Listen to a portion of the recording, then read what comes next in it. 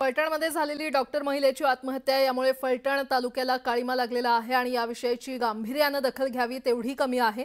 या घटनेचा सखोल तपास केला गेला पाहिजे। सीडीआरची माहिती घेऊन संबंधित आरोपीवर कारवाई केली पाहिजे। त्याचबरोबर हे प्रकरण महाराष्ट्र सरकारने फास्ट कोर्टात चालवावे आणि आरोपींना शिक्षा द्यावी अशी मागणी माजी खासदार रणजित सिंह नाईक निंबाळकरांनी केली आहे। निश्चितपणे या घटनेचा सखोल तपास करून याच्यामध्ये फॉरेन्सिक पद्धतीने चाचणी करून सीडीआर असतील, व्हॉट्सअप चॅट असतील किंवा अन्य काही घटनेची माहिती घेऊन संबंधित आरोपींवर याची कारवाई केली पाहिजे। संपूर्ण या घटनेचा सखोल तपास चारही बाजूंनी 4 डायमेन्शन याचा तपास महाराष्ट्र सरकारने याचा करावा आणि जे कोणी आरोपी असतील त्यांना फास्ट ट्रॅक कोर्टामध्ये या ठिकाणी उभं करावं, जेणेकरून अशा प्रकारच्या घटना आपल्याला प्रिव्हेंट करता येईल। महिला डॉक्टरच्या आत्महत्या प्रकरणाची सखोल चौकशी व्हावी अशी मागणी करण्यात आलेली आहे। खासदार पीएनं हे उद्योग केले असतील तर त्यांना आरोपी करा। लेकरावर अत्याचार होत होता, तक्रार देऊन देखील कारवाई केली नाही।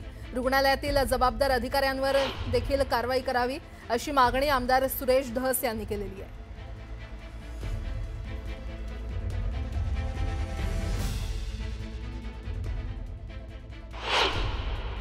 जे कोणी असेल ते माझं म्हणणं आहे की कोण खासदार असतील, त्यांचे कोण पीए असतील, प्रेशर टाकणारे, दबाव टाकणारे हे तपासामध्ये आता पुढे येतील आणि जर त्यांनी तसा काही उद्योग केला असेल तर ते कोणी खासदार असो, कोणी पीए असो, ते सुद्धा याच्यामध्ये आरोपी 100% झाले पाहिजेत।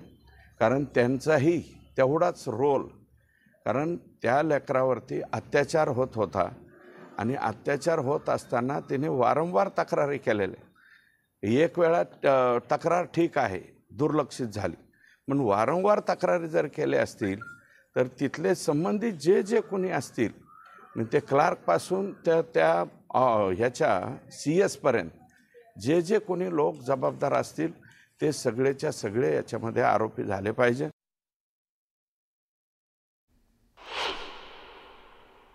तिच्या आत्महत्येचं म्हणजे सुसाईड नोटमध्ये म्हणजे हातावरती लिहिलेल्या जे कोणी पोलीस उपनिरीक्षक, त्याच्यानंतर तो बनकर, हे तर आरोपी झालेच पाहिजेत, परंतु संपदाच्या तक्रारीची दखल न घेणारे उपजिल्हा रुग्णालयातील जे कोणी अधिकारी जबाबदार असतील ते सगळेच्या सगळे याच्यामध्ये आरोपी झाले पाहिजेत।